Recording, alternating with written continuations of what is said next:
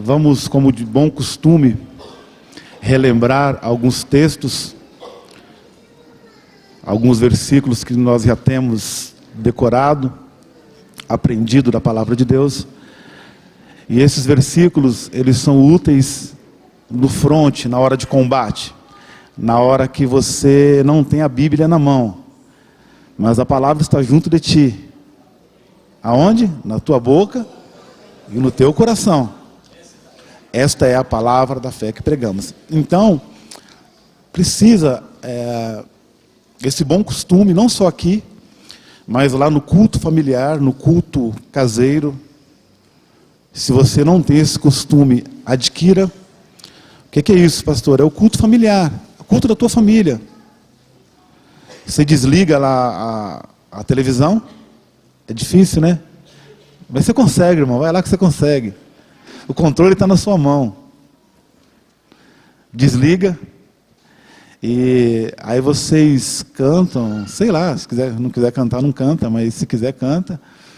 E ora junto com os teus filhos. E lê a palavra junto com os teus filhos. E pergunta se tem pergunta. Pergunta as dúvidas. E nesse culto familiar, Deus trabalha muito, o Espírito Santo trabalha muito, porque é um momento da família, é um momento que são coisas que a família vai conversar. Então, se você não tem esse costume, adquira. Uma vez por semana é o suficiente, é ótimo. Faz muito bem para a saúde cristã, faz muito bem para a saúde física e mental. Provérbios diz que se você atentar para isso, Salomão disse que vai ser saúde para o teu corpo, vai ser saúde para a tua medula, inclusive. Amém? Então vamos lembrar, nós aqui agora, né, em classe, vamos lembrar alguns versículos. Eu quero mais uma vez relembrar e falar junto com vocês, segunda carta de Paulo aos Coríntios, capítulo 10, versículo 4. Amém? Quem não lembra, não tem problema, pode abrir até você decorar. São os famosos versículos de combate, de guerra. Segunda carta de Paulo aos Coríntios, capítulo 10, versículo 4. Vamos todos juntos? Segunda aos Coríntios, 10, 4. Mas não são carnais, mas sim poderosas em Deus para a destruição das fortalezas. Mais uma vez, segunda aos Coríntios, 10, 4. Porque as armas da nossa milícia não são carnais, mas sim poderosas em Deus para a destruição das fortalezas. Vamos entender esse versículo, é bom a gente entender o que a gente fala, né? Ou o que a gente decora, porque você decora e não entende o que decorou e fica igual o papagaio. Então a ideia não é essa, não é decorar por decorar, com entendimento. Então ele está dizendo que as armas da nossa milícia, ou da nossa guerra espiritual, não é da carne, não é no raciocínio humano, não é na força, não é na agressão. E na família tem muito isso, né? Na família tem muita agressão. Os pais agredindo os filhos agredindo os pais, com palavras, com atitudes, muitas vezes até com o próprio silêncio. Mas a luta não é contra a carne e o sangue. É outro versículo que nós conhecemos bem, né? Efésios 6, de 10 em diante. Ele diz que nós não temos, né? O versículo 12 diz que nós não temos que lutar contra a carne e sangue. Porque alguém vai perguntar para mim, ou para algum teólogo, mas na Bíblia não tem essa palavra batalha espiritual. Não tem, e não tem mesmo. Mas a batalha existe, está inserido no texto. Está no texto. Se ele diz, porque a nossa luta não é contra a carne e o sangue, mas sim, é porque tem. Então, entre o céu e a terra, nesse espaço que nós não vemos, que são os ares, que é onde tem essa movimentação de guerra espiritual, que se Deus abrisse os teus olhos, os meus olhos, para ver alguma coisinha, você faria na roupa de medo? Que é onde está travada a batalha? Então diz que aí nós temos armas poderosas em Deus. Armas poderosas em Deus, para destruir as fortalezas. E fortaleza se constrói com o tijolo do pecado. Tem um tijolo, eu trabalho com obras, né? Então dá para falar um pouquinho. E o tijolo é o pecado. E a defesa do pecado. E fortaleza não se constrói de um dia para a noite. Alguém já viu? De repente você passa numa esquina e está construída uma fortaleza de um dia para a noite? Nem no pré-moldado dá para fazer isso. Então a fortaleza se constrói de pouquinho, não é isso? Espiritualmente é isso. De criança, os traumas da infância, de criança vai construindo. Chega um ponto que tem uma fortaleza espiritual na tua alma tão forte, que você não consegue sair. E é o que nós vamos tratar nesta manhã. Por isso que nós lembramos desse versículo. Nós falamos sobre a verdadeira graça de Deus, domingo passado.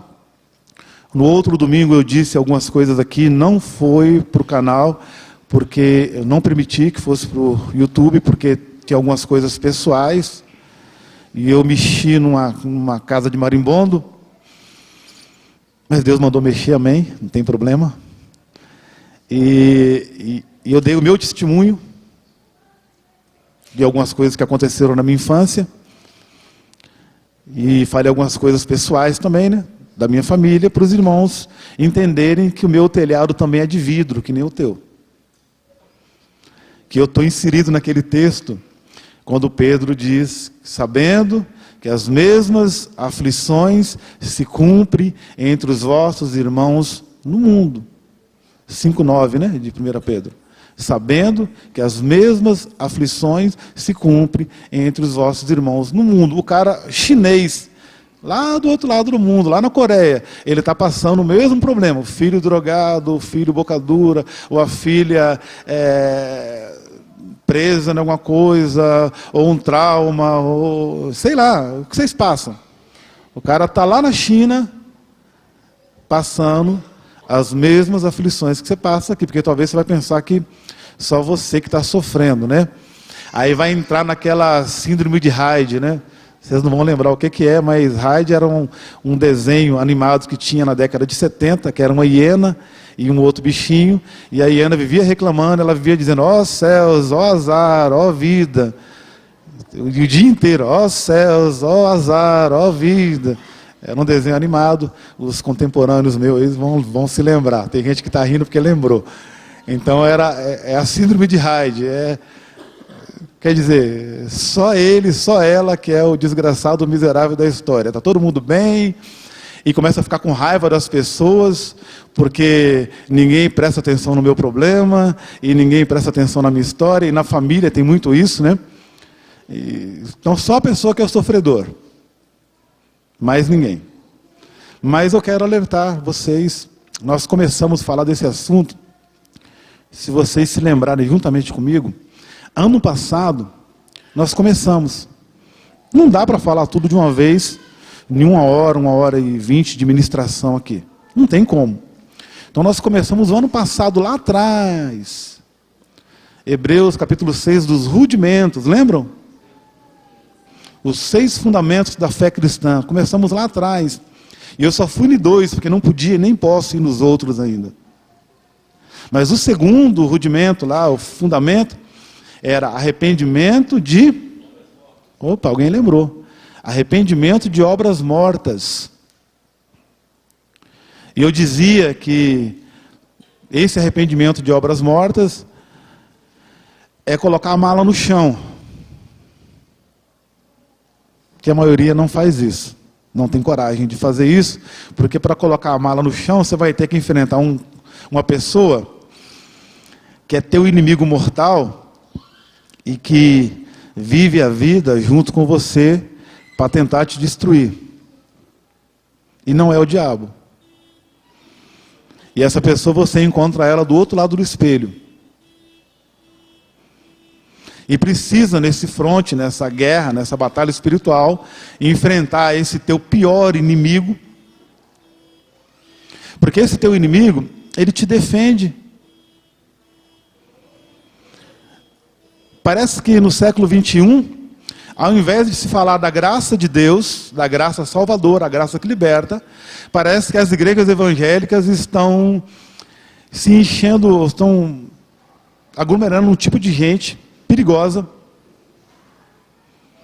E está chegando nas nossas igrejas um tipo de gente chamados defensores do pecado. E a pessoa defende o seu pecado com unhas e dentes e procura textos na Bíblia para defender o pecado. Nós estamos agora com a Bíblia, não tem nada contra. Não entro no assunto do homossexualismo, não vou entrar, não vão me levar para esse campo. Esse campo de guerra não é meu, é do Senhor. E eu não vou entrar nisso. Porque o problema não é isso. O problema é o pecado. E as pessoas ficam atirando no alvo errado. Mas até agora já foi lançada uma Bíblia para isso. Não tem necessidade. Bíblia é Bíblia. Só que aos poucos estão tirando, estão mudando essa Bíblia. Isso, adulterando a palavra de Deus.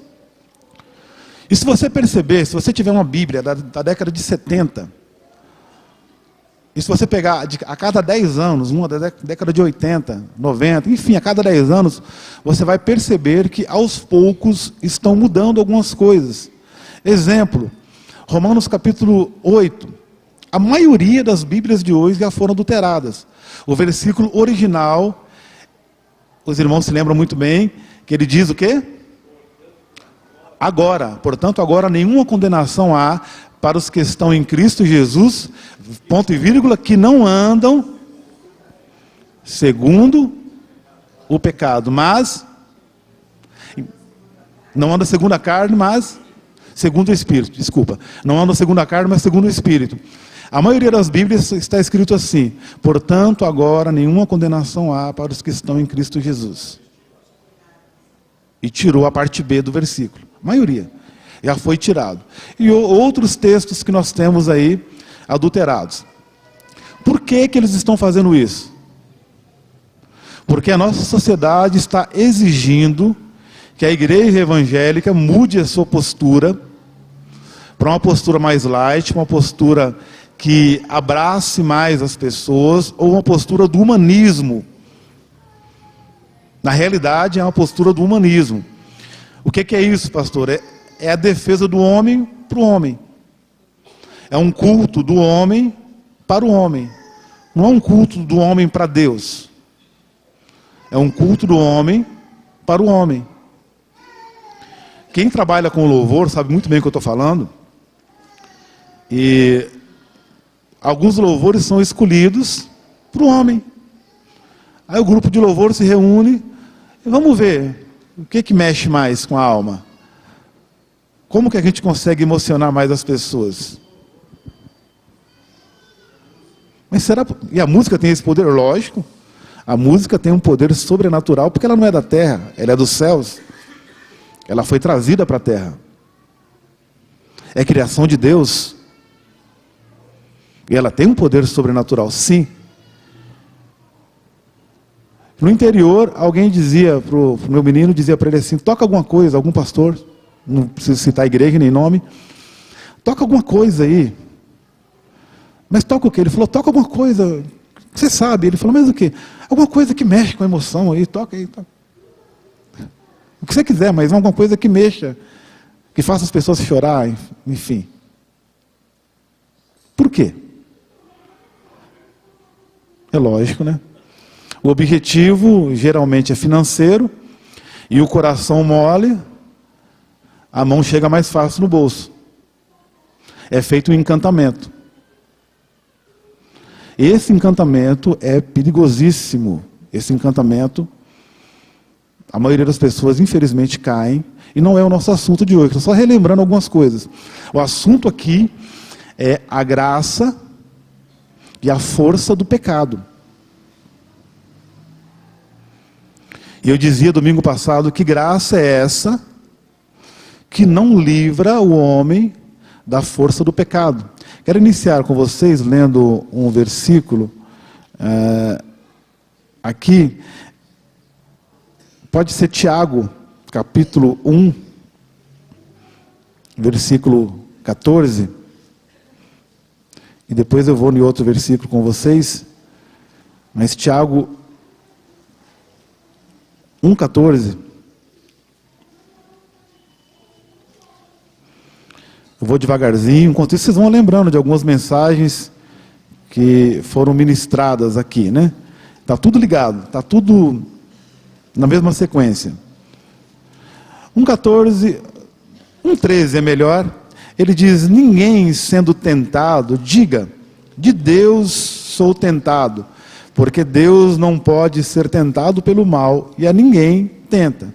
Mas cada um é tentado quando atraído e engodado pela sua própria concupiscência. E depois, havendo a concupiscência concebido, dá à luz o pecado. E o pecado, sendo consumado, gera a morte. Esses três versículos. Nós vamos entrar em alguns assuntos que o apóstolo já tem falado aqui várias vezes. A minha obrigação aqui como aprendiz de pastor é continuar o que ele tem ensinado, não removendo os limites antigos, que são para a nossa segurança. E nós vamos lembrar bastante coisa que já foi ministrado aqui nesta manhã. Nesse púlpito, inclusive, foi ministrado muita coisa. Mas me veio algumas dúvidas. Como é que tanta coisa foi ministrada nessa igreja, nesse púlpito, e mesmo assim ainda há uma força muito grande? Eu conheço amados irmãos que vêm compartilhar comigo, vêm pedir socorro, e eles dizem: pastor, eu não quero. Eu atendi alguns jovens, alguns adolescentes, eles diziam assim: pastor, pelo amor de Deus, eu não quero, eu não quero, eu não quero. Eles gritavam por socorro, eles diziam: mas quando eu vejo, já estou fazendo. Porque a gente vê o adolescente ou o jovem caindo hoje na moda que está agora, que é o homossexualismo, que é o lesbianismo, enfim. Mas para eles, não é que eles são isso. É porque atrai, porque é um desafio. E a maioria deles entram por causa do desafio. Para ver quem tem mais coragem. E quando vê, está dentro. Outros na droga, eu estou dizendo, o problema não é a ação. O problema é o que causou essa ação. E é o pecado. E nós vamos com tudo para cima dele, na autoridade do nome de Jesus Cristo. Eu citei aqui para vocês o que Jesus disse para Pedro e para a igreja. E ele disse: Pedro, eu te darei as chaves, a igreja, né? Te darei as chaves do reino dos céus, e as portas do inferno não prevalecerão contra a minha igreja. E eu lembrei aos amados irmãos que a igreja está em posição de ataque, não de defesa. Mas a maioria dos irmãos estão em posição de defesa. E eu forcei aqui um pouquinho do raciocínio dos irmãos, perguntando se porta é arma de guerra, é arma de combate. E vocês me responderam que porta é arma de defesa, não é isso? Fecha a porta para defender. Então Jesus disse: as portas do inferno não prevalecerão contra a minha igreja. Se as portas não vão prevalecer, é porque a igreja está do lado de fora, derrubando e empurrando essas portas para cair. Toda vez, amados irmãos, quando você prega o evangelho, uma pessoa recebe a Jesus Cristo, nós oramos, destruímos aquelas fortalezas, colocamos aquela pessoa em liberdade, as portas do inferno são arrebentadas. Eu creio nisso. É assim que eu creio, porque a palavra de Deus diz assim. Mas a religião disse aqui, com um corpo remendado, que não é o corpo de Cristo. Eu citei aqui a ficção do Frankenstein, né? Dr. Frankenstein, e citando a ficção, eu disse que nós não ouvimos o que Jesus disse. Jesus disse, não se coloca remendo novo aonde? No vestido velho, no pano velho. Porque colocando o remendo novo, a rotura vai ser maior. Mas não ouviram. Aí eu citei aqui, fazendo um paralelo com a ficção do Dr. Frankenstein, que ele constrói um corpo, ele decide da onde Deus, é uma ficção, irmãos, amém. E ele decide da onde Deus, e ele pega, segundo, acho que o livro lá, são 8 cadáveres, são pedaços de 8 cadáveres, e constrói um outro corpo. E aquele corpo ele consegue energizar e toma vida. E a saga do livro, do filme, é que aquele homem, ele tem a alma bondosa, piedosa. Ele não quer o mal. Mas quando olha para ele é um monstro. E ele luta, reluta com isso. No original ele mata o próprio criador dele. Porque a força dele era descomunal. A força dele, segundo eles falam, era a força de 100 homens. Mas só que a alma dele era piedosa. Mas só que ele era um monstro. E eu fiz um paralelo dizendo que a igreja fez isso. Eu esqueci de colocar a igreja católica, o pastor Jonas me lembrava, porque eu citei que a igreja pegou a doutrina dos calvinistas, pegou a doutrina de Armínio, pegou várias doutrinas, várias religiões, e pegamos um pedaço da igreja católica e construímos um corpo que não é o corpo de Cristo. Nós fizemos um corpo que não é o corpo de Cristo. Não é a igreja. Ele é mais boca dura, né? Ele fala que é carne de pescoço. Ele disse que não é a noiva, ele disse que é a prostituta. São palavras do Senhor, né? Ele falou, está assina embaixo. Então ele disse que o que está aí no século 21 não é a noiva. Ou não está em evidência, pelo menos, né? Porque a noiva de Cristo tem aquele remanescente da profecia de 7.000 que não dobraram os seus joelhos ainda, é lógico. Mas a noiva é santa, é imaculada, como o noivo. Ela é separada do pecado, como o noivo.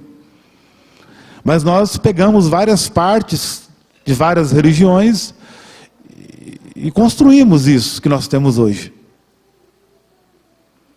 E nós estamos vendo que, na realidade, a maioria das pessoas não são libertas da força do pecado.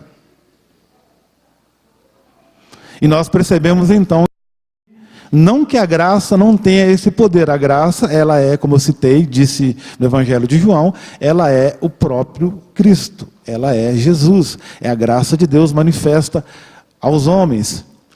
Mas a pessoa não toma essa postura, ela não toma a decisão de morte. João 12:32, Jesus disse assim, e quando eu for levantado, a todos atrairei a mim. O que Jesus está dizendo? Quando eu for levantado aonde? Na cruz. E para que pregaram ele numa cruz? Qual foi o objetivo? Morte, para matar. Então Jesus disse assim, quando eu for levantado da terra, a todos atrairei a mim. Ou seja, quando eu morrer, eu vou atrair toda a raça de Adão, toda a humanidade, para morrer juntamente comigo. O pastor está lembrando que a raça de Adão está totalmente inutilizada e não tem reforma. Mas nós, pastor, nós gostamos de reforma. Aí teve a reforma do Calvino, teve a reforma do Armínio, e agora teve a reforma de Wesley, e nós gostamos. Você está rindo, né? Mas nós gostamos. A gente gosta de uma reforma. Mas não tem reforma, queridos. Não tem reforma.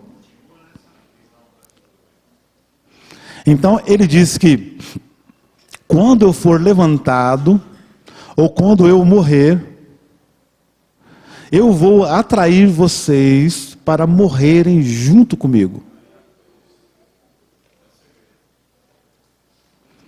Lembra que ele disse aqui várias vezes que o evangelho não é pregado por inteiro, e que a maioria das igrejas evangélicas só pregam a metade do evangelho e a outra metade não é pregada? Aonde que está isso, pastor? João 3,18, o evangelho inteiro. Evangelho de João, capítulo 3, versículo 18. Eu estou citando alguns versículos aqui que eu já costumo fazer no discipulado.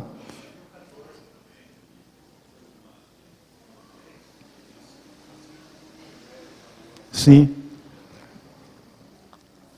O pastor está lembrando bem. Lá onde eu estava falando, onde estou falando agora, no 3,14, ele diz, Jesus está dizendo, ele está dando um testemunho, ele está contando para Nicodemos como que é, porque a pergunta de Nicodemos é: que farei para herdar a vida eterna? O que eu faço? E Jesus começa a contar para ele. E Jesus lembra no versículo 14, o pastor está dizendo aqui: assim como Moisés levantou a serpente no deserto, assim também importa que o Filho do Homem seja levantado.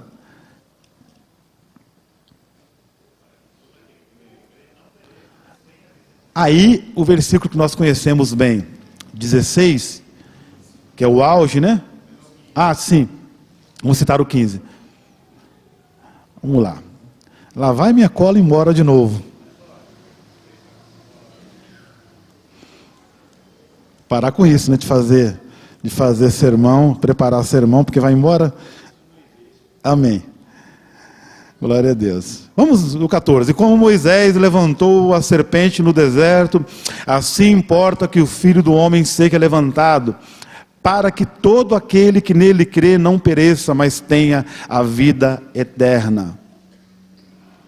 Então, o paralelo aqui com 12:32, ele diz: e quando eu for levantado da terra, a todos atrairei a mim.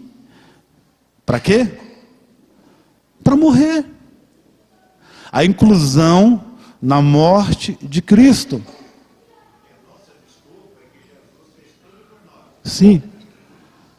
A grande desculpa do Evangelho é essa. É o que eu falei aqui domingo passado. Se entendeu erroneamente que a graça foi uma promoção extraordinária, uma mega promoção dos céus, em que Deus, querendo encher os céus, derramou a graça para salvar todo e qualquer pecador, e pode vir do jeito que você está, da maneira que você está, e ficar da maneira que você está. Aí está errado, pode vir da maneira que está, não tem nenhum problema, mas é vir para mudar. Mas se entendeu então, que se eu pecar, aí pega, lembra da defesa do pecado? Aí o sem vergonha, e eu fui um deles. Então toda vez que eu falo alguma coisa, eu coloco eu no meio, para vocês não ficarem ofendidos, porque aí eu me atacando, eu falando mal de mim mesmo, não tem nenhum problema, tem? Não, né? Então tá bom, amém. Então, o sem vergonha pega 1 João capítulo 2, aí ele vai lá e diz: meus filhinhos, estas coisas vos escrevi para que não pequeis. Passa batido, ponto e vírgula. Mas se alguém pecar, temos um advogado para com o Pai, Jesus Cristo justo. E Ele é a propiciação, Ele que fez tudo. Ele fez o sacrifício, Ele é a propiciação pelos nossos pecados. E não somente pelos nossos, mas também pelos de todo mundo. Aí o sem vergonha pega esse versículo e ele entende da maneira que quer. Ora, eu pequei, eu tenho um advogado à minha disposição, e ele faz igual o Marcola, ou o Fernandinho, ou os outros que estão guardados lá em presídios de segurança, que inclusive tem Bíblia na cela deles.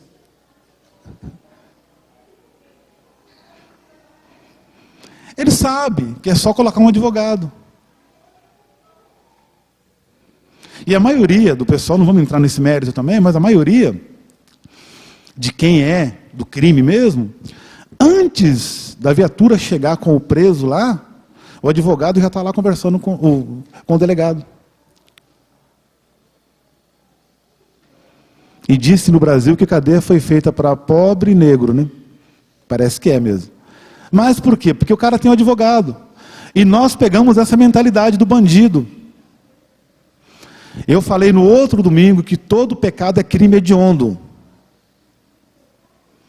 Que o pecado lá o original, é crime hediondo, porque Deus disse para Adão, nós vamos lá daqui a pouco, se você me desobedecer, certamente morrerás, você vai morrer. E nós lemos lá no Pentateuco, voltamos lá em Levítico e lemos a penalidade de alguns pecados. E a maioria foi morte. Até para criança que batesse boca com o pai, ou que falasse mal do pai, a pena era morte. Isso na lei. Só que a graça, ela veio revelar a força do pecado. A lei veio mostrar esse poder que tinha. Veio fazer o pecado transbordar. Veio mostrar. Agora, a graça, ela trouxe outra lei. Que lei, pastor? Nós não estamos na graça agora? Como é que você fala que é lei? Não. A graça, ela vem acompanhada com a lei superior, porque ela vem com a lei eterna. Ela vem. É capítulo 8 de Romanos, versículo 2. 8:2. Por favor, pastor Francisco, pode ler, já está aí. Vamos lá?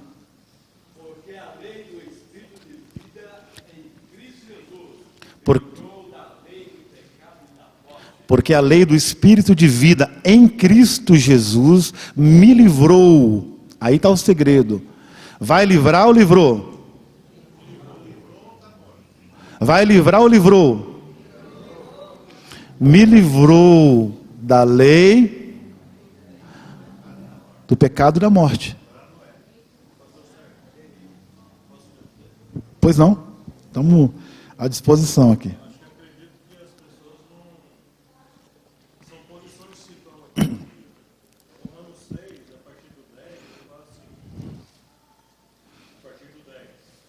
É Romanos 6:10, pastor Nilo está citando.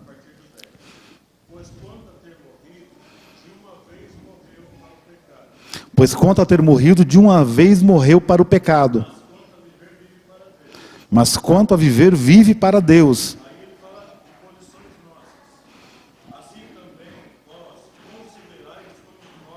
Assim também vós considerai-vos como mortos para o pecado, mas vivos para Deus. Em Cristo Jesus nosso Senhor.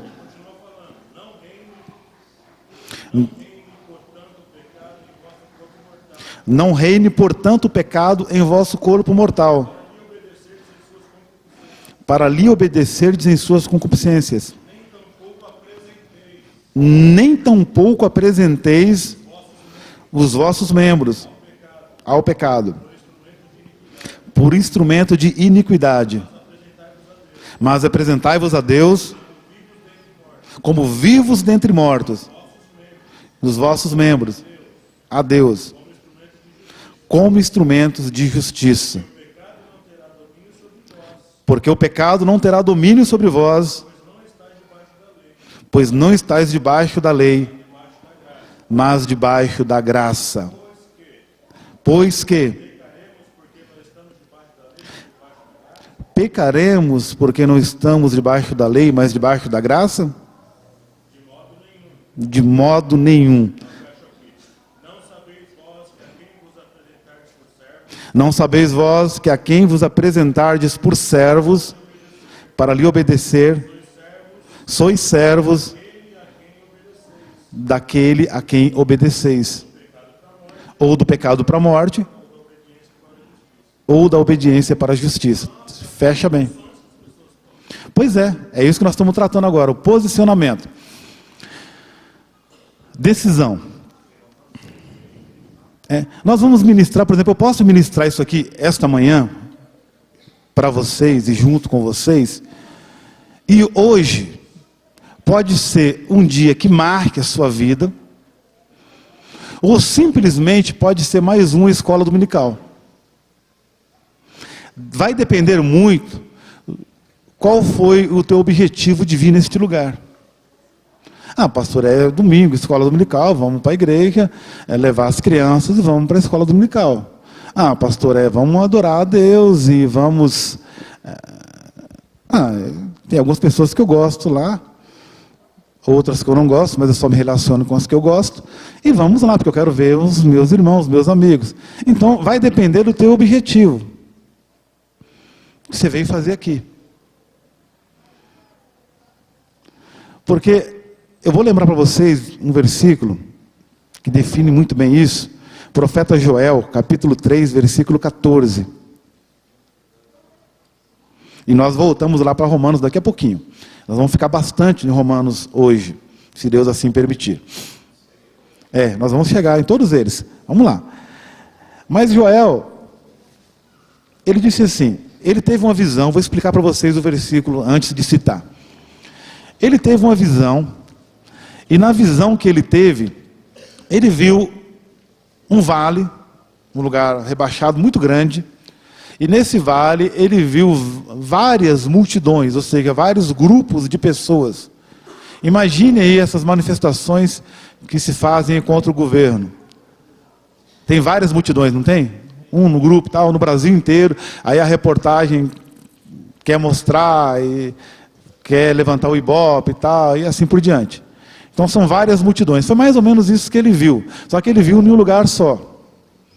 Então, na visão do profeta Joel, ele disse assim, multidões e multidões no vale da decisão, no grande e terrível dia do Senhor. Pastor, que grande e terrível dia que é esse? É hoje. É hoje. Então você pode sair daqui nesta manhã, da mesma maneira que você entrou, com o seu posicionamento, ou você pode sair daqui nesta manhã, confrontado pela palavra de Deus, não é por mim, mas confrontado pela palavra de Deus, e tomando alguma decisão ou algumas decisões contra você mesmo. Porque tomar uma decisão contra ele é fácil. Eu faço uma leitura, vejo aonde está o problema e tomo uma decisão. Não, vou cortar o relacionamento, é fácil. Agora, tomar uma decisão contra nós mesmos é difícil. Ainda mais nós que passamos por alguns traumas. Eu confessei alguns meus aqui, e a gente fica se defendendo, porque nós fomos agredidos. E nesta manhã é manhã de libertação. Amém? É manhã de libertação. Nós não precisamos rotular cultos de libertação. Deus está todo culto, toda reunião nossa, Deus está tratando da nossa libertação. João 8,32 diz, conhecereis a verdade, e a verdade vos libertará. Versículo 36, se pois o Filho vos libertar, verdadeiramente sereis livres. Então, a decisão vai ser o segredo. A decisão vai ser a partida de uma vida e vida com abundância. Pois não, pastor? João 3,36, na versão da linguagem de hoje, diz o seguinte: por isso quem crê no Filho tem a vida eterna. João 3,36 na versão da linguagem de hoje. Por isso quem crê no Filho tem a vida eterna. Porém quem desobedece ao Filho nunca terá a vida eterna, mas sofrerá para sempre o castigo de Deus. Na nossa versão entra quem crê no Filho, já na versão aí da linguagem de hoje diz quem desobedece. Porque esse crer aí realmente, é isso mesmo, está bem traduzido, esse crer está condicionado à obediência. Eu acredito que é verdade. E eu obedeço porque eu acredito que é verdade. Eu fui convencido não pela Igreja Batista, não pelos pastores, eu fui convencido pelo Espírito Santo de Deus. Irmãos, se o Espírito Santo não fizer uma obra de milagre na tua vida, de te convencer, eu posso pregar aqui anos, o pastor pode pregar aqui anos, nunca vai convencer ninguém. Mas me chamou a atenção, como um pastor jovem, não tão jovem assim, né? Estou com 47, mas na minha idade, na descida do morro, né? Você sobe o morro até 40, e de 40 começa a descer o morro. E lá embaixo está a sepultura. Amém. Nós estamos resolvidos com a morte, né? Está tudo bem com a morte. Ou não? Com alguns está bem, né? Mas esse medo da morte também é por causa da força do pecado. Mas, irmãos, percebam que essa graça tem alguma coisa errada. Fazer uma leitura de nós mesmos, tem alguma coisa errada, porque o que esse homem tem pregado aqui são palavras duras. São palavras que, no mínimo, a gente era para colocar o joelho no chão e a cabeça entre os joelhos. E a cara no pó. No mínimo era para acontecer isso. E sabe o que a gente faz? Os bajuladores de plantão. Pastor, boa palavra. Pastor, foi. É isso mesmo. É isso mesmo. Mas o cara, ele não toma para ele, ou para mim. E nós fizemos várias coisas, e tudo que a gente está fazendo está bom, irmãos. O problema é que está o foco. Nós temos cursos aqui maravilhosos da Faculdade da Família, cursos ótimos. E quem ministra os cursos se prepara, se dedica, é coisa linda. Pastores, amados irmãos, e ministram muito bem esses cursos. Mas a gente percebe que daqui a pouco o cara não fica idôneo. A mulher não fica única. Ela fica sendo provavelmente o único problema. Não, o curso é ótimo. Quem está ministrando está com excelência. Ministrando com excelência. Mas quem está recebendo numa posição de defesa. E é o que nós fazemos. Nós ficamos nessa posição de defesa. Então, subconsciente, né? Eu me coloco numa posição de vítima, de defesa, então fico confortável. As pessoas que me agrediram.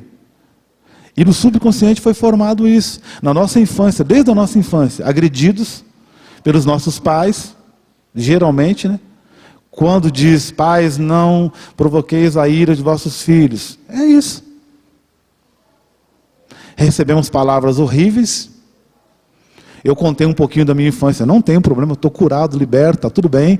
Mas eu contei um pouquinho, já várias vezes aqui, né, trazendo essa ministração da alma, da cura da alma, da libertação, de sair dessa jaula do diabo.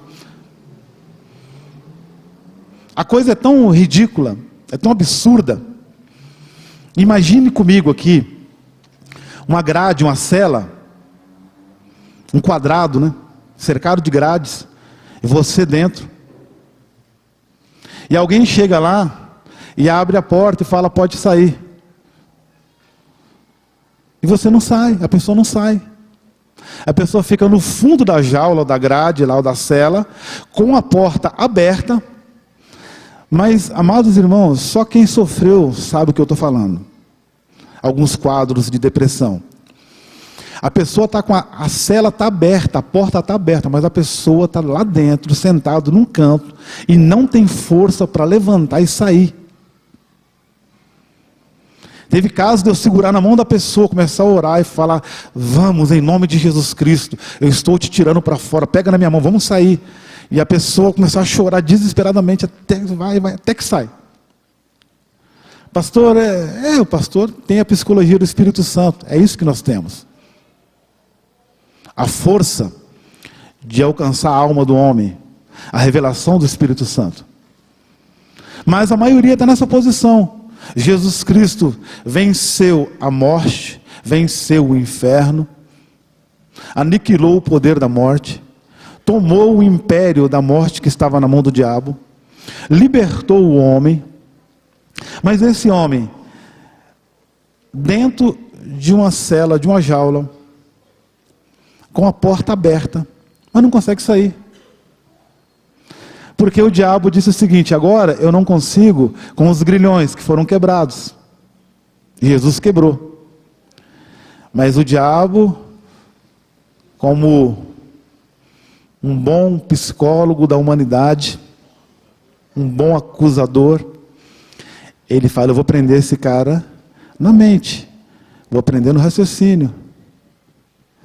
Eu conheci doutores que estavam presos. E o cara fica louco, porque ele começa a estudar, ele estuda, se forma e tal, e lá na frente a ciência que ele aprendeu não consegue gerar libertação. Nós temos vários casos de filhos de psicólogos e psiquiatras, alguns aí, só até na mídia, chegaram a matar os pais, outros a aprontar horrores com os pais, e o pai e a mãe sem saber o que fazer, porque teve toda a ciência. A ciência tem uma cartilha dizendo como que faz, e é até bonito de ler, mas na prática não funciona. O problema é que a religião também tentou fazer isso. Então isso que o apóstolo tem feito aqui é confrontar mesmo. E nós aqui sendo confrontados por esse homem, as nossas atitudes não estão sendo boas. Porque nós não temos coragem de tomar uma atitude contra nós mesmos, para a libertação do pecado. Quero ler com vocês também no Antigo Testamento, Isaías capítulo 30, a gente continua nesse mesmo raciocínio e depois a gente volta para Romanos. Marca aí Romanos, já marca no capítulo 2, e só lê um versículo comigo, Isaías capítulo 30. Isaías no capítulo 30, só esse versículo para o Antigo Testamento.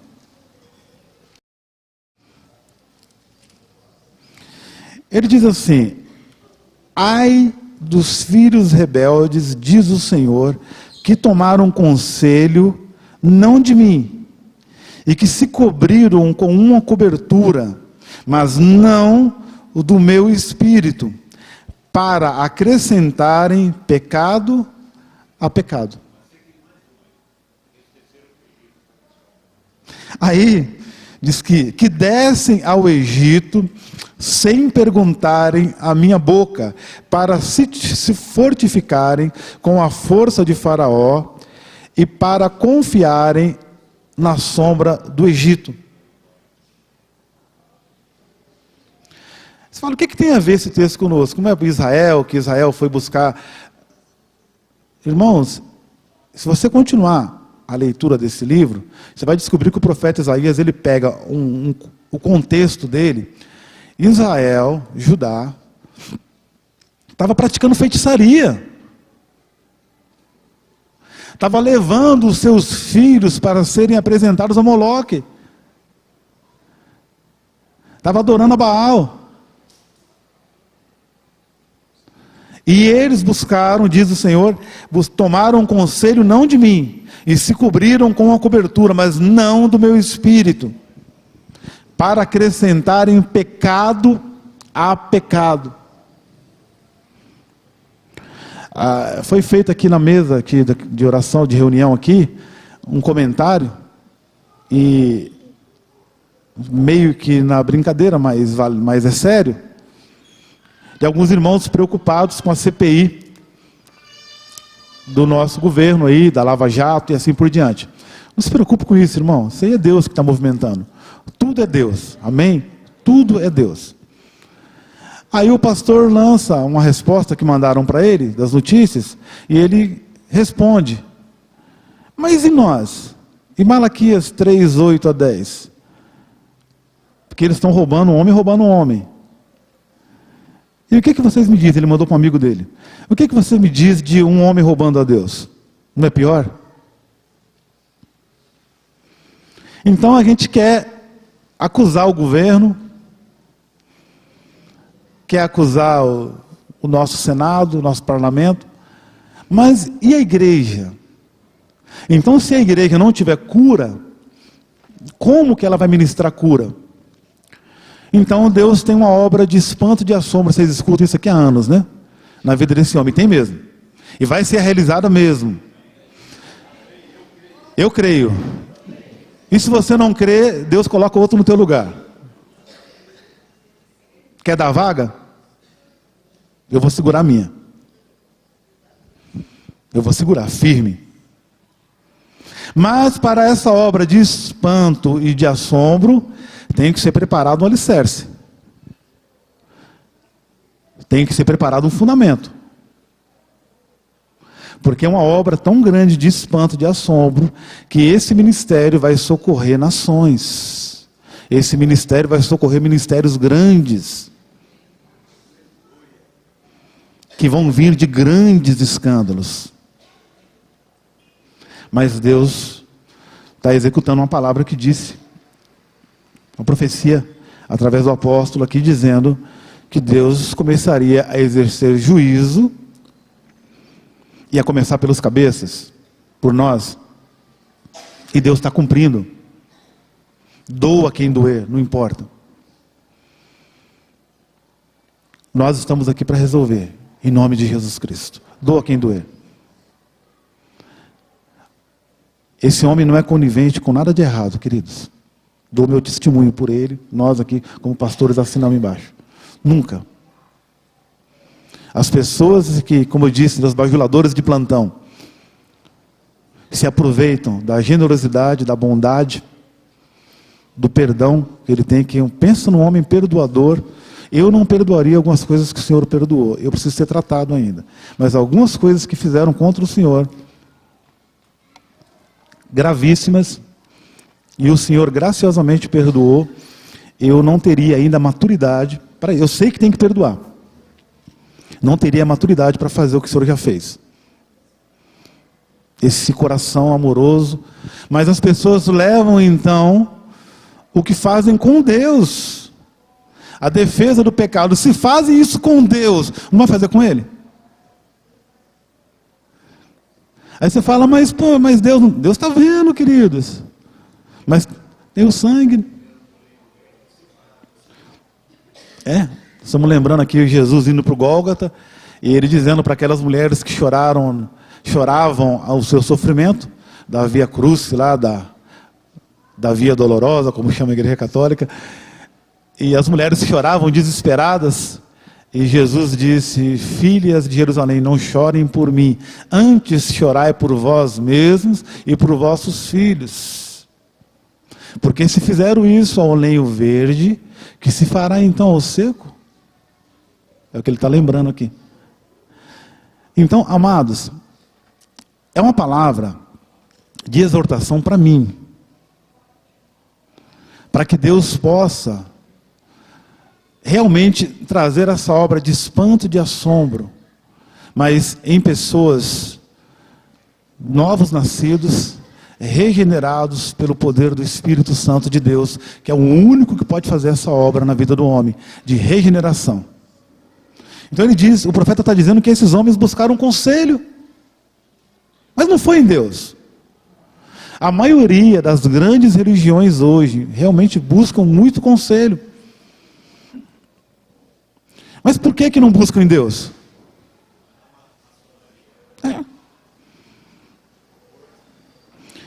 Tem umas coisas que nós temos gente novinha aqui, começando a aprender, né?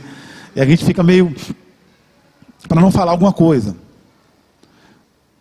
Mas eles buscam conselho. Eu fui lá no meio deles.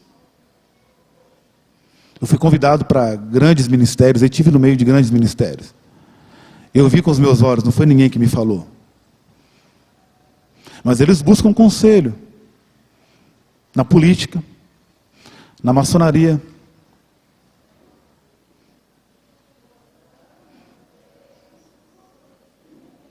E assim por diante.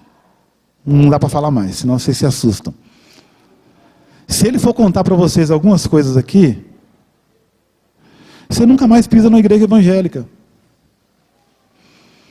Alguém perguntou para mim, o que adiantou a reforma de John Hus e de Martim Lutero? Se eles pudessem ver o que está acontecendo, eles se rolariam na sepultura. Porque eles fazem uma reforma para tirar aquele império maligno do clero sobre a humanidade. E Martinho Lutero escreveu 96 teses. E está chegando o tempo, 95 teses. Coloquei uma a mais aí. E dessas 95 teses, ele pregava. Olha, não tinha impressora, não tinha computador, nem máquina de escrever. Escritas à mão. E ele pegava essas teses e pregava nas portas das igrejas. E diziam, podem vir me confrontar, porque ele era um bom estudioso da época, um bom teólogo da época, ensinava na época. Mas nós estamos chegando no absurdo de ter que pegar essas 95 teses e pregar nas portas das nossas igrejas. Para lembrar alguns princípios, alguns rudimentos da fé cristã. Eu trouxe só 2 aqui, vocês ficaram assustados? Arrependimento de obras mortas. Se está praticando ainda, é porque nunca arrependeu. Nunca colocou a mala no chão. E quando nós somos confrontados, precisa disso. Mas pastor, eu vou sair confessando meus pecados como... Não é para confessar para ninguém. Mas no mínimo, confessar ao Senhor. Mateus 6,6 ele ensina, ele diz, entra no teu aposento, fecha a porta do quarto e fala secretamente com o vosso Pai, e secretamente Ele vos recompensará. Depois eu trago aqui a ministração da libertação do perdão. A maioria não aceitou. Você prefere continuar carregando nas suas costas aquela pessoa que você não perdoa. Prefere do que liberar perdão. Ou seja, você toma um copo de veneno para matar a pessoa que você não perdoa. Só que você toma o veneno. E não perdoa. E tem alguns que falaram para mim, eu morro, mas não perdoo aquele desgraçado, aquela desgraçada. E morre mesmo. E te aguarda o inferno.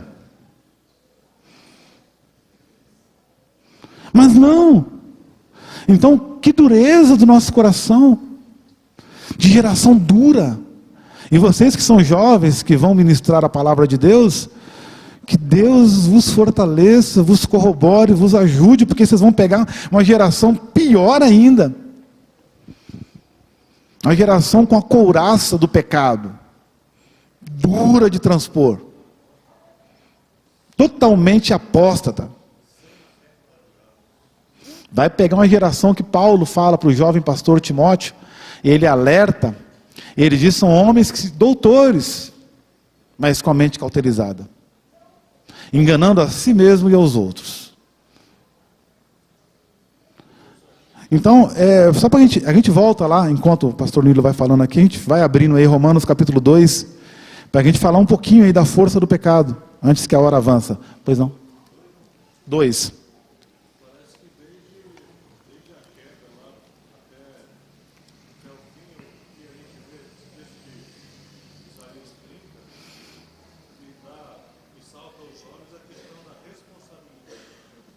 É. Então Deus fala assim, vocês foram, então vocês estão sendo vocês são responsáveis.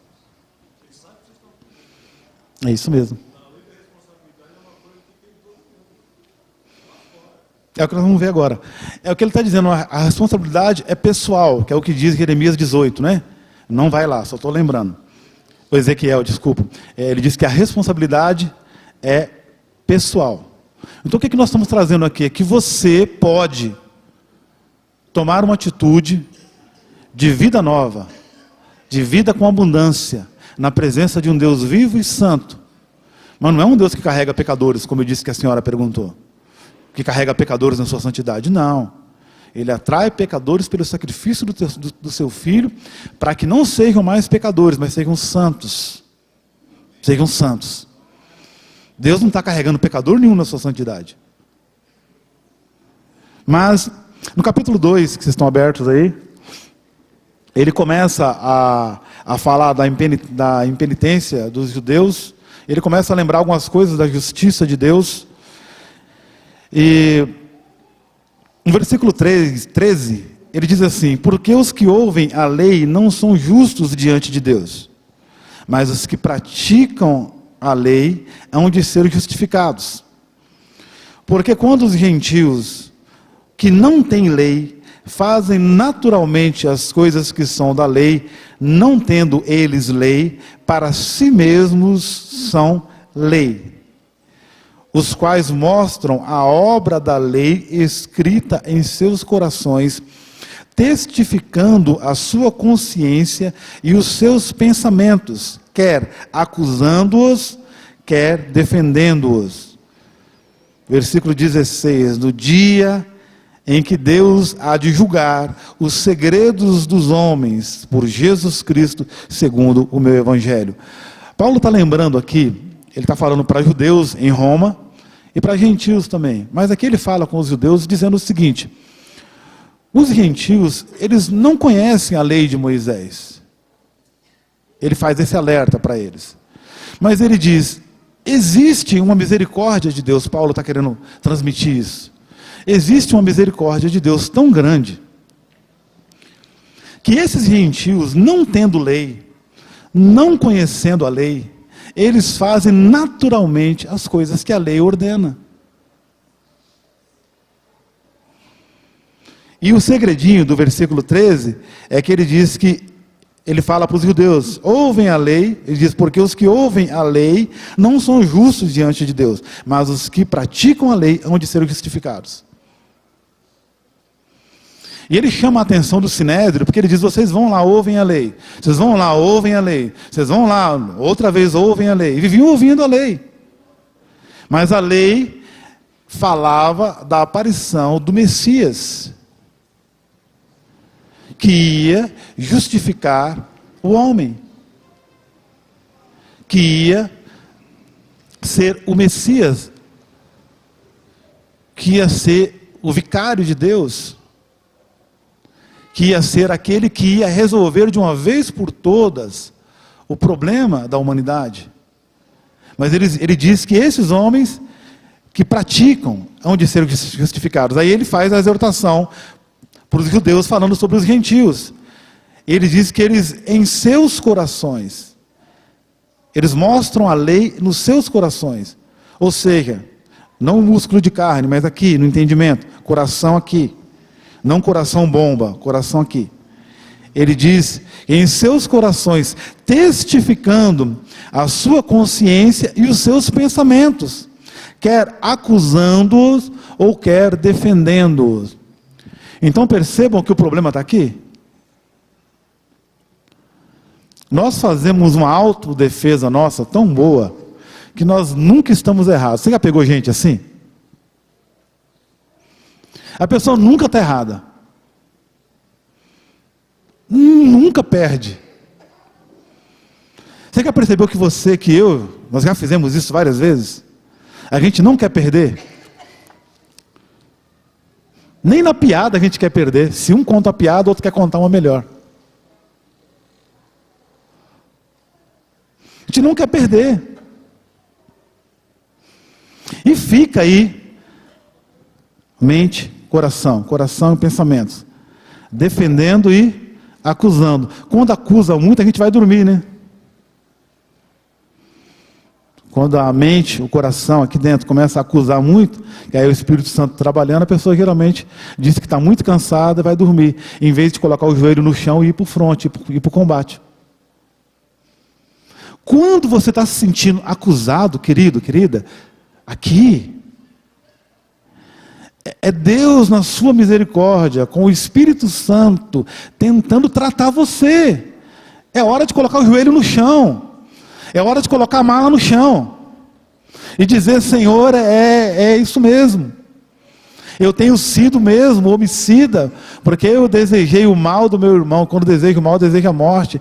Porque eu não perdoo, porque eu tenho desejos lascivos, porque eu tenho desejos imorais, porque eu tenho... E colocar a mala no chão, mas não coloca. E nem confessa e nem abandona, está dizendo o pastor aqui. É ruim do cara colocar a mala no chão. E aí vem a pergunta, se resiste o Espírito Santo de Deus, não vai resistir o homem? Deus com misericórdia grandíssima, diz lá no Salmo 103, com misericórdia grande e extrema.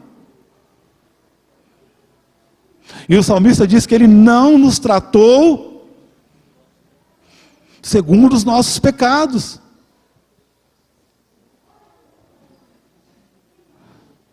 Diz que grande é a benignidade do Senhor, a misericórdia do Senhor. Então, se a graça que nós ouvimos e falamos não nos leva a esse raciocínio, amados, com muita tristeza no coração, eu falo, não é graça.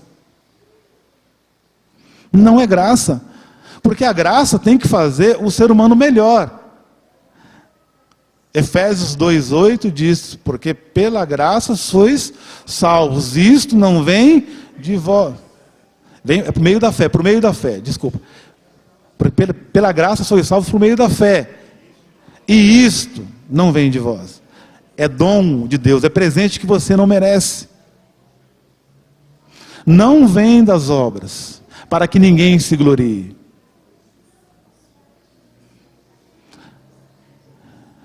E Deus começa a ministrar essa graça, e nós entendemos como uma graça que vale tudo e pode tudo. Mas pastor, você pode entrar nesse assunto? Com autoridade no Espírito Santo de Deus. Podemos, porque aonde Deus tem falado comigo, tem procurado melhorar.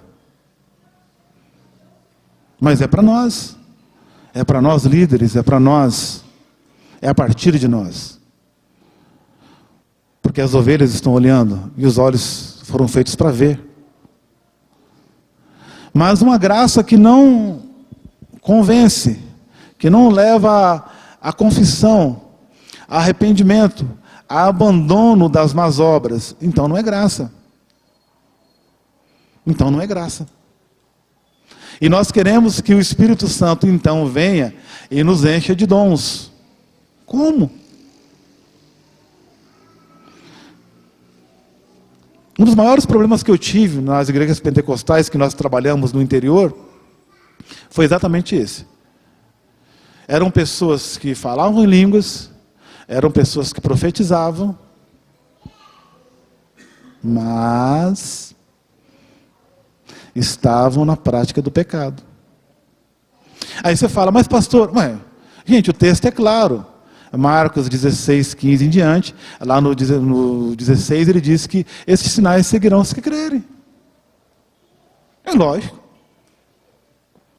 A pessoa creu, até fala em língua, sim, expulsa demônios, sim, profetiza, sim.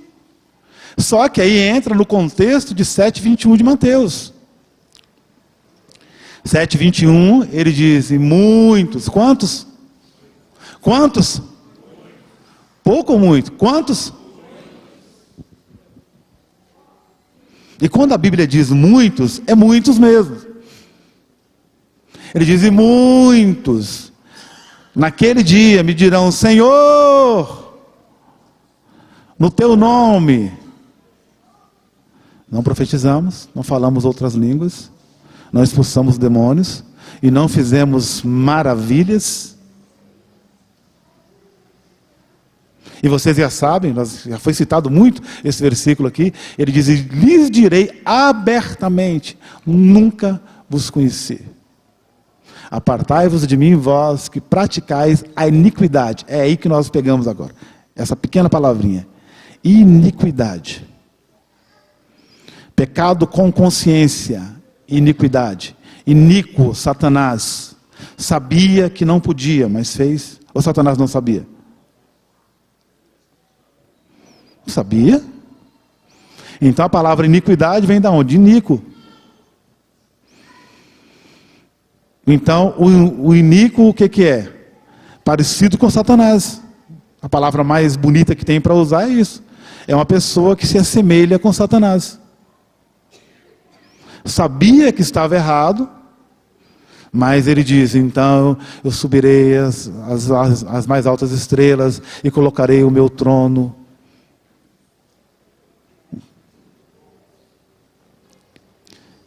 E serei semelhante ao Altíssimo. Não conseguiu? Conseguiu? Não. Ele não conseguiu. Jesus pagou o preço, fez a oferta uma única vez,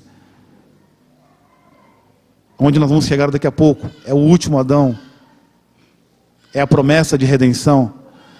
Mas ele diz, eu não consegui, mas esse desejo eu vou colocar no coração dos homens. E nós queremos ser deuses.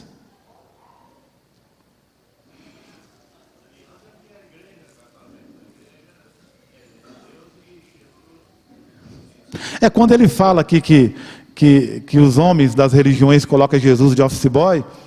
É isso. A igreja é Deus. Aí manda em Jesus como office boy. E nós determinamos e nós exigimos. E dizem para as pessoas, você tem que se revoltar. Agora, seria bom se essa revolta fosse contra o pecado. Gente, o pecado, olha, fica bem gravado isso, o pecado não é brincadeira. A força do pecado não é brincadeira. Eu conheci ele, já está indo para o 7,9 agora, conheceu mais do que eu. Nós já vimos homens chorarem, amargurados, chorarem, gritarem por causa da força do pecado. Arrebentados por causa da força do pecado. Porque a desculpa nossa vai dizer, mas profetiza, mas isso. E daí? Jesus já alertou. Ele falou que isso ia acontecer. Mas aí praticou o quê? Ele diz, apartai-vos de mim, todos que praticam pecado consciente. Eu sei que está errado. Mas aí conta com a misericórdia que não existe, não tem misericórdia para pecado consciente. Porque você vai, querido, é pior, você vai agredir a santidade do Altíssimo. Pastor, mas se Deus mata, por que não matou? Não matou? Não matou? Anda comigo um pouquinho que eu te mostro alguns. Eu conheci um pastor no Recanto Campo Belo, nós íamos visitar ele para tentar levantar ele, pastor João, e nós não conseguimos. Satanás levou ele para uma cadeia tão terrível, para uma fortaleza tão terrível, que ele, quando nós chegamos lá, ele tinha costume de colocar carne para secar, para comer carne salgada. Não precisava, porque tem congelador, mas ele dizia que era bom. Aí nós fomos analisar os frangos, a carne que ele colocava para secar, estava cheio de bicho. E a gente, pastor, isso aqui, não, tá bom, meu filho, estava cheio de bicho. Quer dizer, ele ficou tão cativo, que ele estava tendo desejos de comer carne podre. E nós não conseguimos ajudar. Choramos, pastor Marcelo, choramos. Não conseguimos. Eu e o pastor Denilson estávamos na feira lá do bairro que ele mora, Joaniza, né? E na feira Deus deu uma palavra para ele, para dar para o homem. Ele falou, por que você está afastado? Falou para o feirante, o dono da barraca. Aí o cara levou um susto, falou assim, por que você está falando isso comigo? Ele falou, porque Deus está mandando falar com você. Eu e o pastor Denilson que fomos melhores, pastor. A gente tinha coragem de ir para a praça e gritar e pregar o evangelho. E falar no meio da rua, a gente tinha coragem de fazer isso. Precisamos voltar. E a gente ia mesmo. E o homem falou com ele, eu era pastor. Aí o Denilson diz assim, onde estão as tuas ovelhas? E ele começou a chorar desesperadamente. O que você fez das suas ovelhas? E esse homem começa a chorar e entra em desespero. Nós oramos por ele, não sei o que deu, o Denilson conta depois, eu não sei o que deu, nós oramos por ele. Mas a coisa é séria. O que eu estou dizendo para você, quanto mais você vai subindo no nível de conhecimento da graça de Deus, maior a responsabilidade, mais exigência de santidade. E ele está dizendo aqui, lembrando, que a pessoa tem uma lei natural, é uma lei que Deus criou já no homem, de consciência, defendendo e acusando.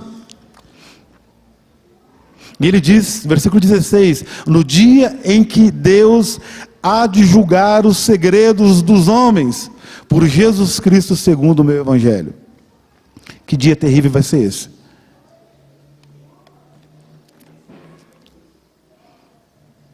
Irmão, nesta manhã, pelo amor de Deus, me escute. Não defenda o pecado.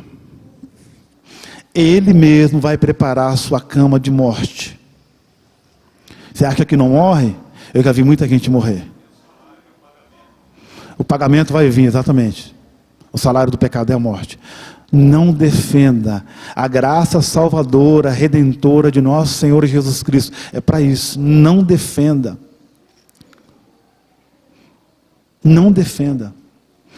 Capítulo 3 de Romanos, versículo 9, ele diz, pois que somos nós mais excelentes? Ele diz, de maneira nenhuma, pois já dantes demonstramos que tanto judeus como gregos, todos estão debaixo, da onde? E Paulo está começando a alertar, aí ele diz o seguinte, como está escrito, não há um justo, nenhum sequer. Não há ninguém que entenda. Não há ninguém que busque a Deus. Não há ninguém que busque a Deus. Faz uma gentileza para mim. Põe a tua Bíblia no banco. Vamos ficar de pé um pouquinho. Amém. Descansar o banco, né? Esticar um pouquinho. Pastor, uma palavra como essa, até a coluna fica doendo. Irmãos, é para mim, tá bom, queridos? É para mim. Opa, é para mais gente então. É para mim. Amém, é para mim. Vamos ler, pega na mão do seu irmão do seu lado. Eu vou ler para vocês o versículo e vocês repetem comigo. E todos se extraviaram, digam, e juntamente se fizeram inúteis. Mais uma vez, e todos se extraviaram. Aperta a mão do seu irmão e diga assim, juntamente se fizeram inúteis. Pode sentar, agora você entendeu.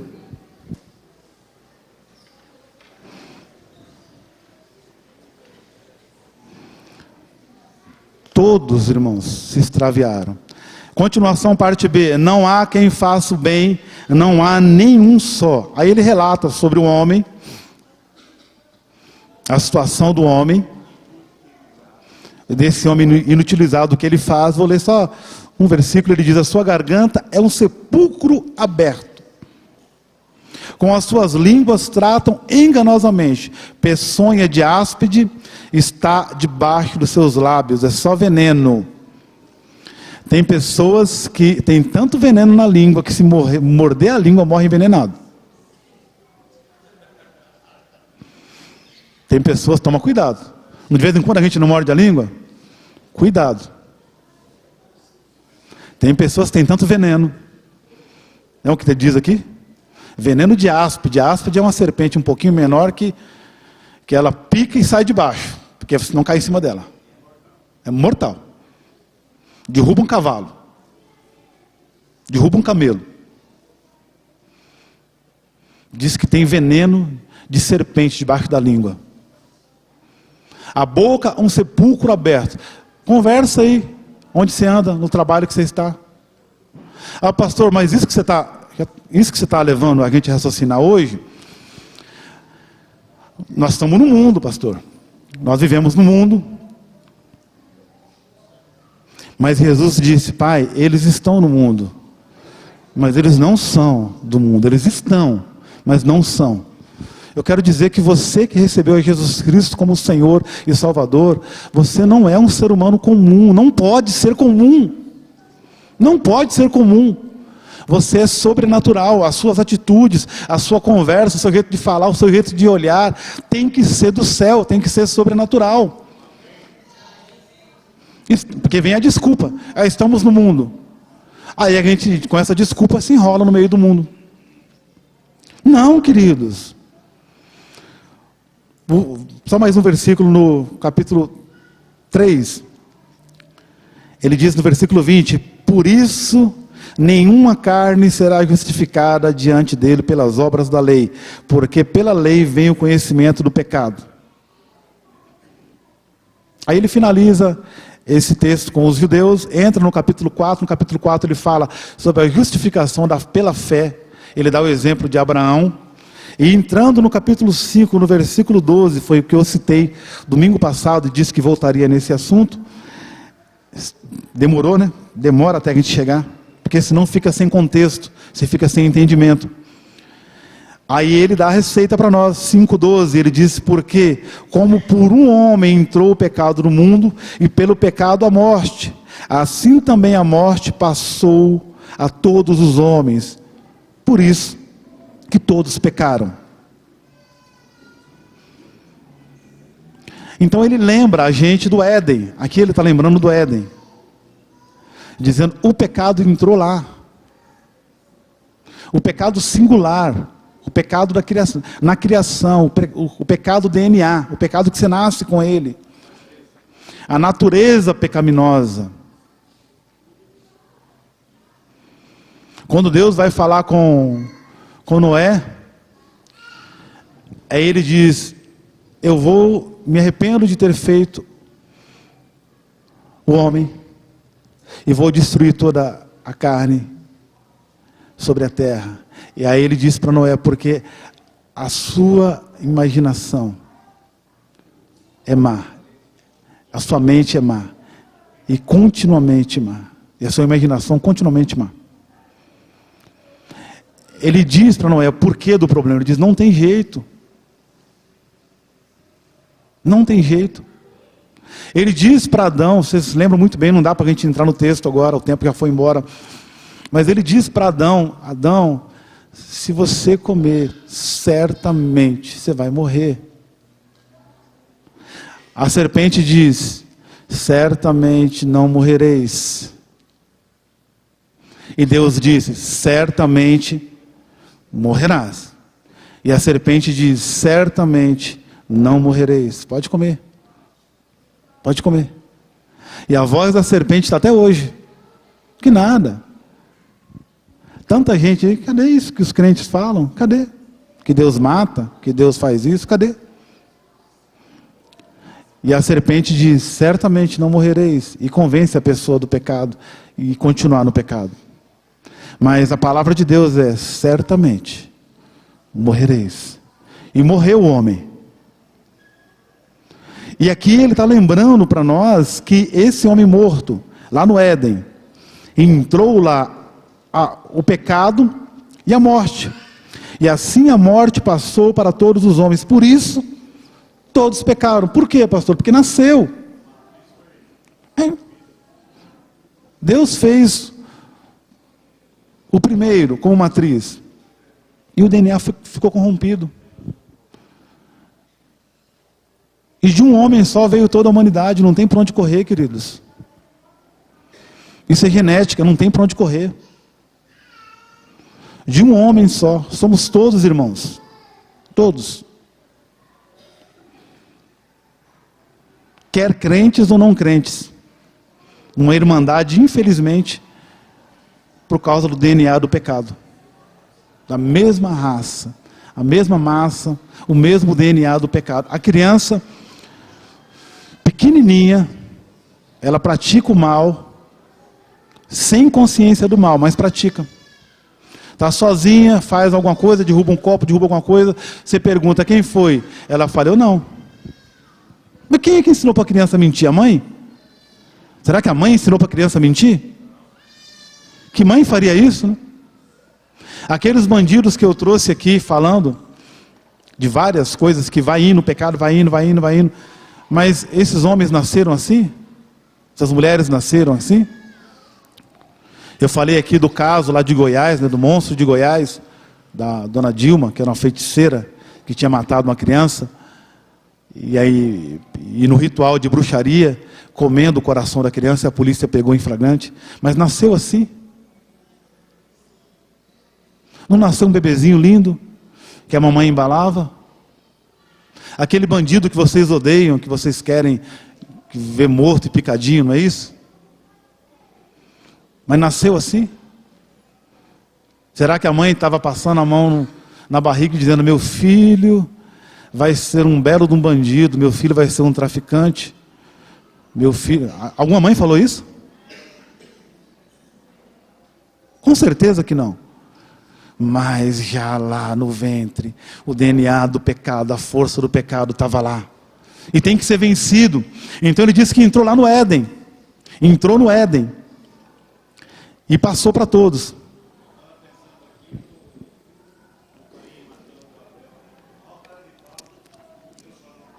O que eu estou dizendo aqui com o pastor. Tem tanto texto para a gente falar. Um dos textos chaves, 4 de Gênesis, quando Caim mata seu irmão,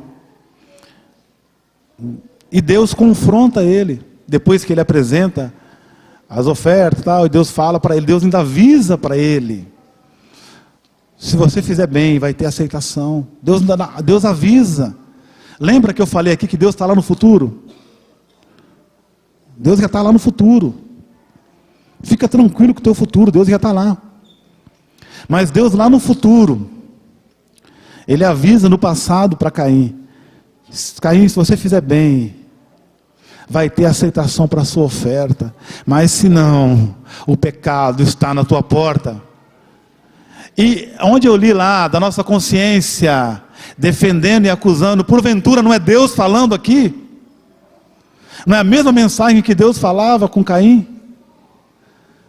E a nossa mente, a nossa alma, nossos pensamentos aqui defendendo e acusando, defendendo e acusando. Não é Deus falando? E sabe o que ele responde para Deus? Com o irmão morto: porventura sou eu guardador do meu irmão? Ignorante ainda. E Deus diz: e eu não estava com você quando você matou teu irmão? Aí caiu, colocou a mala no chão, né? Não teve jeito, né? Deus falou: eu não estava com você quando você matou seu irmão? Quando você abriu a boca da terra para beber o sangue do teu irmão? Então sempre, esse DNA foi passando. O pastor estava lembrando, bem lembrado, passou para Caim, passou para toda a humanidade até hoje. Sempre a defesa do pecado. Irmãos, a graça, ela é superabundante, sim. Ela é, aonde abundou o pecado, superabundou a graça. É uma verdade. Só que essa verdade só se põe em prática com confissão, com arrependimento, confissão e abandono. Não tem jeito de desfrutar dessa graça sem colocar a mala no chão. Nós precisamos disso urgentemente. Eu citei também domingo passado, né, não adianta colocar vinho novo em odre velho. Não adianta, vai rasgar. Nós queremos a unção do Espírito Santo. Eu estava dizendo sobre o interior. Foram os piores casos que eu peguei. Porque a pessoa, naquele ato terrível que tinha praticado, e eu lá, que os pastores lá me terceirizavam, né, para os BOs. Tinha BO na igreja e terceirizava. Pastor, vem cá, ajuda a gente. Pastor, vem cá, ajuda a gente. Aí ia lá resolver situações horríveis e horripilantes. Mas o cara não colocava a mala no chão, por quê? Porque ele falava em línguas, ele profetizava, ele tudo. Não que eu estou dizendo que é para você abafar isso. Não estamos querendo diminuir isso de maneira nenhuma. Nós precisamos crescer na graça, no conhecimento de Deus e nos dons do Espírito Santo. Sim, precisamos. Mas uma coisa que nós temos que entender é que a graça, ela é regeneradora. Ela regenera o homem. Ela tira o homem do pecado e da morte e ressuscita esse homem para que ele viva em novidade de vida. Não deu para entrar no capítulo 6 de Romanos, mas a gente continua. Só vou ler um versículo do capítulo 6 para ficar o gancho, para ficar puxado. 6:4 de Romanos diz: de sorte que fomos sepultados com ele pelo batismo na morte. Entendeu agora? A todos atrairei a mim para a morte, para morrer. De sorte que fomos sepultados com ele pelo batismo na morte, para que, como Cristo ressuscitou dos mortos pela glória do Pai, assim andemos nós também em novidade de vida. Porque se fomos plantados juntamente com ele na semelhança da sua morte, também o seremos na da sua ressurreição. Então tem que ser feito isso. O homem tem que ir para a cruz, querido. Tem que ir para a cruz. Tem que morrer. Agora, se você vencer essa morte em vida, esse que entrou lá em 5:12 que eu li, a morte e o pecado entrou no Éden. E passou para toda a humanidade. E tem que ser vencido em vida. Se você não vencer o pecado, a força do pecado e a morte em vida, meu amado irmão, você vai ser um bom batista, um bom metodista, um bom presbiteriano, um bom qualquer outra coisa dentro do inferno. É terrível isso. É terrível. Mas nós podemos, amados, nos policiar, atentar para nós mesmos. E na hora daquele momento que você sente, que Deus fala, não é possível, fala comigo. Não vá dormir. Vá para o joelho. Deixa Deus falar. Ensinaram uma oração terrível no meio evangélico, que é uma oração de monólogo. Só a pessoa que fala. Vocês perceberam isso? Levanta de manhã, Senhor meu Deus e Pai, te agradeço por esse dia, em nome de Jesus Cristo, guarda a minha família, guarda a minha casa, guarda não sei o que, não é assim? E tal, e me dá, manda lá no hospital, manda lá, tal, socorre, abençoa, prospera, tal, não é assim? Em nome de Jesus, amém, não é? Aí quando Deus vai falar, o cara já saiu da presença, não está mais. O Espírito Santo vai falar. Então para um pouquinho para ouvir, deixa Deus falar com você. Esse aperto que você sente, eu sei, irmão, que é isso, eu sei o que é isso. Esse aperto que você sente, é Deus querendo confrontar o teu entendimento, é Deus querendo te confrontar, Deus está querendo te matar, se você não morreu ainda. Pastor, que evangelho maluco é esse, que Deus quer matar o homem? Mas é para matar esse homem juntamente com seu filho na cruz do Calvário, para que esse homem seja sepultado juntamente com seu filho, e esse homem também seja ressuscitado juntamente com seu filho. É isso que ele quer fazer. Entenderam? Para viver em novidade de vida, pela mesma glória que ressuscitou Jesus Cristo dentre os mortos. Aleluia, amém, glória a Deus. Antes de terminar, eu gostaria de me retratar de um pequeno ponto. Falei não nessa semana, mas na outra. Se ofendeu, machucou algum irmão, quero que me perdoe nesta manhã. Eu falei sobre conversar antes do casamento.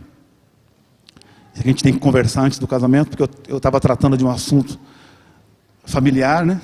E as pessoas não estavam se entendendo. Eu disse, vocês têm que conversar. E eu falei rapidamente aqui, e a pessoa não podia ter filhos. Eu falei, vocês têm que conversar. E se não pode ter, vocês se amem, se aceitem. Mas eu não quis dizer com isso que Deus não vai fazer. Irmãos, uma das pessoas que mais tem orado para que as pessoas, para que Deus abra a madre das irmãs, sou eu. Tenho orado e Deus tem aberto. Tem vários testemunhos. Um dos milagres que mais acontece nessa igreja aqui é a abertura de madre. A gente tem visto constantemente. Então, se os irmãos se sentiram agredidos, me perdoem. Não foi a minha intenção, por favor, me perdoem. os casais que não podem ter filhos. Não foi isso que eu quis dizer. Me perdoem, em nome de Jesus. Amém? Amém. Perdoado? Então você me dá um abraço depois para dizer que eu estou perdoado. Amém? Quero me retratar, não foi essa a intenção. Amém? Mas a gente, é pouco tempo para muita coisa. A gente continua em nome de Jesus. Diga comigo assim para a gente finalizar. O pecado não é brincadeira. Olha para o teu irmão e diga para ele. O pecado não é brincadeira. Graça e paz, Deus nos abençoe.